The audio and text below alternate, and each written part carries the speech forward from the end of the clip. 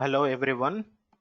Today, I'm just thinking to explain about something, a new topic. Just want to give you an idea on the topic. We call it as a success factors onboarding 2.0. It is just only some inputs that those who are planning for onboarding 2.0. So you should know all these prerequisites and you should understand. So as everyone is aware that in our success factors BizAccess suite, we also used to have onboarding 1.0. So, but onboarding 2.0 is a different solution and onboarding 1.0 is another solution again. So that is why actually you can see that it is a new success factors, BizAccess suite onboarding to solution, and where it has been designed for the new hires, onboardees, for managers and your HR administrators. But here with the onboarding 2.0, you have a lot of advantages when compared to our onboarding 1.0. The onboarding 2.0, it always works as a prerequisite with Employee Central. Why? Because Employee Central, the onboarding 2.0 works on the same platform. And one important thing is whatever you have done, let us say MDF, metadata framework, all your generic data configurations, maybe let us say business rules. When you want to apply a logic for any application, when you create, when you change, when you delete, when you insert something, when you save something, when you whatever you do, so the business rules helps you to provide a logic so that the application reacts, right? In the same way, like you also have data objects, which means objects in Employee Central. Let us say person objects, employment objects, foundational object, which you do through MDF, and the rest of the other objects. But when you want to configure the data objects in Employee Central, so you need, data models. As the consultant who works in Employee Central system, they should be knowing everything about the data models. But now when you want to work, let us say in onboarding 2.0, so you need to know about metadata framework, which is an extensibility platform, business rules, and also you should know about the rules, business rules, and even country specific requirements also. Suppose you want to configure something like country specific requirement for a particular corresponding country in Employee Central for any specific requirement. In the same way, when you want to do it for onboarding 2.0, so you can also set up a country specific requirement. That is why SAP made it simple that any consultant who wants to work in onboarding 2.0, the point here is Employee Central is a prerequisite. Employee Central is a prerequisite because the functionalities, the objects that you experienced and you have to experience in your Employee Central system, and you are going to work all those business processes with in the even onboarding 2.0 as well. That is why if you have to understand onboarding 2.0, if you want to work in onboarding 2.0, or if you want to be the part of onboarding 2.0, Employee Central is a prerequisite. Okay, so now for example, let me tell you, as everyone is aware, the product code for onboarding 2.0 is THR 97. Okay, so in the year 2019, in the last year 2019, in the month of December, I remember SAP has introduced certification as well. Okay, but now in future, I think what SAP is telling, like from this year 2020, from this year 2020, from September 14th, the new rule is that any consultant who wants to work in onboarding 2.0, it's not only that you are certified in onboarding 2.1 THR 97, but also you must be certified even in Employee Central THR 81 as well. So now what do you understand? If you want to be the part of onboarding 2.0 project, and you must be certified in Employee Central as well as onboarding 2.0 and must be up to date certification as well. Okay, so that is why Employee Central is a prerequisite and you should know it, otherwise it's a bit difficult for you.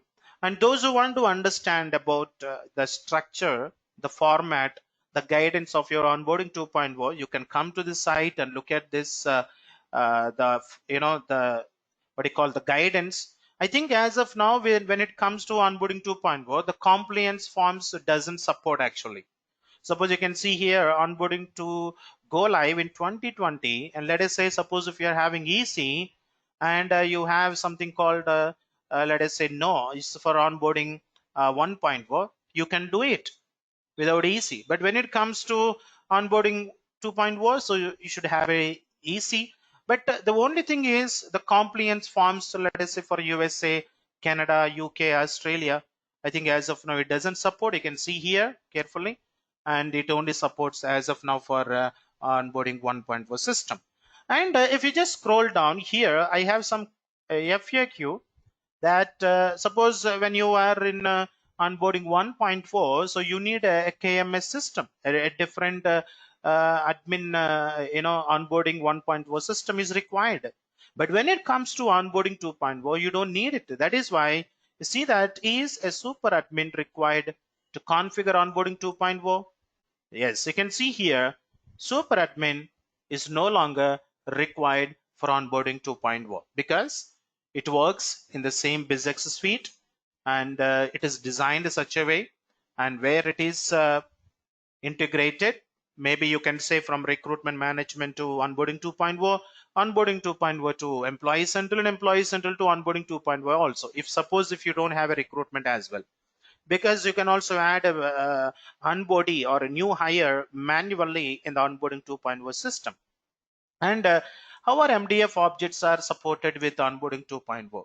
So that is why, as I said at the beginning of this session, I told you that MDF objects are used for any of the custom data collection. See, it is, for example, let me give you some examples.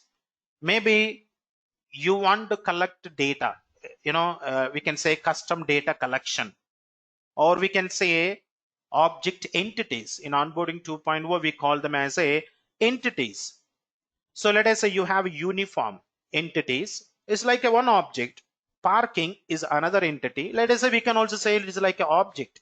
So you want to collect the data, or you want to collect the data from a person, like let us say some kind of national ID information. You can do that. Then what you can do with the help of your MDF extensibility platform, so you can design your custom data collection object entities, and then you can work on it.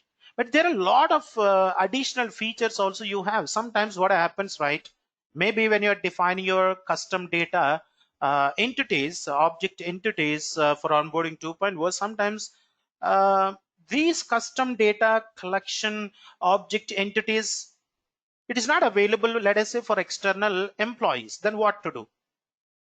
Because you are only experiencing the custom data collection for only for internal employees, but external employees, then what to do?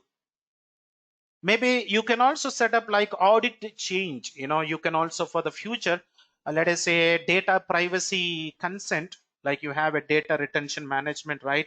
So even for a custom data collection also, you can set up that. So you can do anything. That is why for usually, why do we need, first of all, any MDF, any generic object or your MDF tool? Why do we need it? Is simply for the custom data collections. But you also have one more option, like you can also create your custom data collection object entities, maybe in terms of your location, job code, position, even in terms of any kind of objects that you have in Employee Central. If you see this example, then you should be able to understand that Employee Central is very much required, and it is a prerequisite, right? And we have a lot of other points I have added, and I request you all, those who want to understand, and I request you can come here and you can go and go through it. I'm going to give you the link, and you can go through it. And you can also see, as I told you, the onboarding 2.0 certification. His exam is available from December 9th, 2019, and the exam code is C underscore THR 97. And as anyone, if anyone is planning to write onboarding 2.0 certification or employee central certification, I request you all. I think uh, last week I give you one certification, cloud certification hub registration process, and how you need to prepare and all, so you can refer to it. And so the cost for certification, let us say for onboarding 2.0 or anything, so for the entire certification of cost as for $550, or I think it may be sometimes more, and then register and you can do it. And this is valid for 12 months. I don't need to tell you all this because everyone is aware about all this, because the same thing I have already explained in the last week. Okay, so hope some points, that inputs that I have given now, so it's helpful for you. And so thank you so much, and see you again the next time with a new topic. Bye everyone.